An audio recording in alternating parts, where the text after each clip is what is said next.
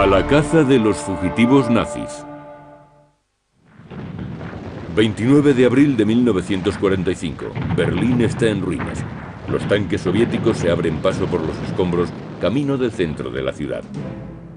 Pero en el interior del búnker del Führer, en el centro de la Cancillería del Reich, la guerra ha terminado. Adolf Hitler, el líder nazi que les llevó a la guerra, se ha suicidado. El Tercer Reich se acaba. Los aliados se disponen a castigar a los nazis que comenzaron la Segunda Guerra Mundial. Los consideran responsables de uno de los mayores crímenes contra la humanidad. Pero no todos son llevados ante la justicia. Algunos consiguen escapar al castigo. Entre ellos el inhumano Dr. Josef Mengele. El verdugo de la Gestapo Adolf Eichmann. El carnicero de Lyon, Klaus Barbie. El comandante de campos de exterminio, Franz Stangl. Todos representaban la crueldad extrema del Tercer Reich, pero consiguieron escapar tras la victoria de los aliados. Se rumoreó que escaparon en submarinos durante los últimos días del Reich, pero descubrimientos recientes narran una historia bastante más siniestra. Conoceremos algunos secretos de la posguerra europea, un viaje que relatará las últimas revelaciones sobre la verdadera extensión de la red, desde la Cruz Roja Internacional hasta la CIA o el mismo Vaticano. La historia de los nazis fugitivos de la justicia empieza en los últimos días de la Segunda Guerra Mundial, entre una oleada de bombardeos y en plena invasión de los aliados. Alemania está destrozada, sus edificios en ruinas y su gobierno desmembrado. Los soldados se mezclan con los civiles, muchos de ellos tratan de escapar del cruel castigo de las fuerzas soviéticas. Millones de hombres y mujeres corrientes deambulan por un escenario destrozado por la guerra sin saber a dónde ir. Los aliados que ahora ocupan la Alemania nazi tienen ante sí un enorme trabajo solo para alimentar a estas gentes. La administración aliada está al límite de sus posibilidades y cometen errores a la hora de evaluar a los millones de desplazados que deben atender. Algunos de los dirigentes nazis que no han muerto en Berlín durante los últimos días de la guerra son buscados incesantemente. Varios son capturados. El adjunto del Führer, Hermann Göring, es juzgado en Nuremberg. Al verse frente a la pena capital, se suicida.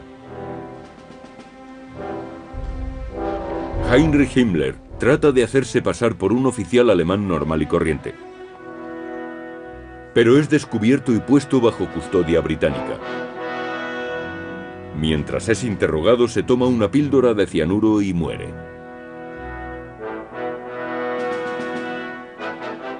Otros altos oficiales nazis consiguen desaparecer fácilmente. Son mucho menos conocidos y rara vez se les ha visto en los noticiarios de guerra. La situación en Europa en 1945 es caótica, y ellos pretenden pasar desapercibidos. Esperan escapar de la justicia aliada mezclándose con la población. Adolf Eichmann es una figura clave en la terrible maquinaria asesina de Hitler. En 1942 organiza una reunión en la villa de Wannsee, cerca de Berlín, donde se anuncia la solución final, el exterminio de los judíos de Europa. Nada más acabar la guerra, Eichmann es interrogado en varias ocasiones sin ser reconocido. Durante 4 años trabaja en una granja de pollos en la zona de la Alemania Occidental, ocupada por los británicos. Después, desaparece. A Josef Mengele se le conoce como el Ángel de la Muerte. Es el jefe médico de Auschwitz, donde llegan los trenes de prisioneros. Selecciona quién muere, quién va a hacer trabajos forzados y quién participa en sus perversos experimentos. Le fascinan los hermanos gemelos y los somete a pruebas terribles. Cuando acaba la guerra, consigue escapar del ejército soviético. Los 5 años siguientes los pasa en el sur de Alemania con un nombre falso. Allí lleva una vida familiar normal, trabajando en una empresa de maquinaria agrícola. Pero cuando comienzan los procesos por crímenes de guerra, su nombre empieza a aparecer cada vez más. Él sabe que ser capturado por los aliados solo es cuestión de tiempo. Debe huir de Alemania. Franz Stangl es comandante de Treblinka, uno de los peores campos de exterminio de la Europa nazi. Es responsable de la tortura y asesinato de cientos de miles de prisioneros. En 1945 es detenido como oficial de las SS, pero sus interrogadores no son del todo conscientes de su verdadero pasado. Se le mantiene como un prisionero de guerra normal durante 2 años y después es enviado a una prisión de Austria. Pero en mayo de 1948 se escapa.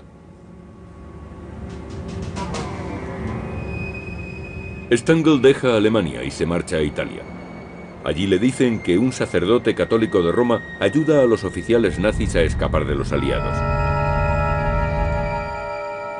Stangl decide ir al Vaticano. Por casualidad se encuentra con otro oficial nazi que huye. Este le sugiere que se ponga en contacto con el obispo Alois Udall.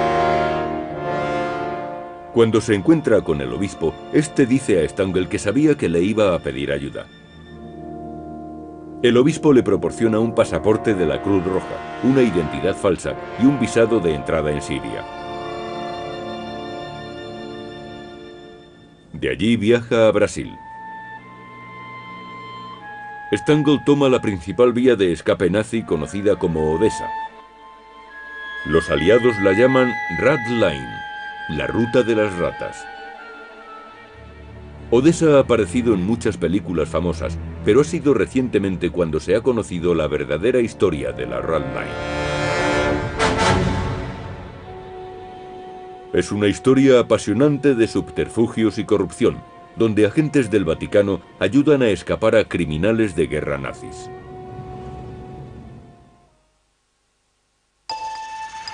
Al acabar la Segunda Guerra Mundial, los altos oficiales nazis intentan evitar que les capturen.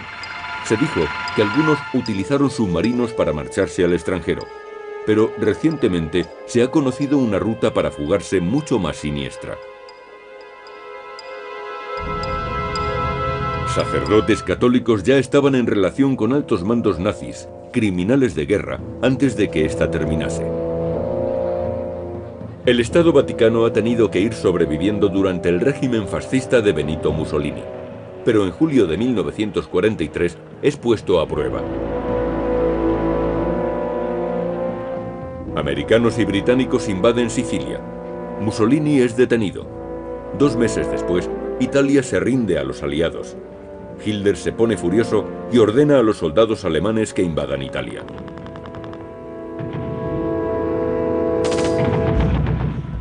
Se desata la violencia de las SS y se extiende el miedo entre los italianos. Pero no todos los sacerdotes católicos se oponen a la presencia de los nazis. Muchos de ellos son anticomunistas declarados. Apoyan una línea dura contra los partidarios de la izquierda. Algunos apoyan activamente a Hitler. Uno de ellos es el obispo austriaco Alois Udall, rector de un seminario en Roma para sacerdotes alemanes. Además, Udall es un miembro activo del partido nazi. En agosto de 1944, Udall se une a una organización papal creada para atender a los refugiados. Ayuda a estos proporcionándoles documentos de identidad falsos. El objetivo de la organización es ayudar a los judíos y a otras víctimas de la opresión nazi, pero también tiene otros propósitos.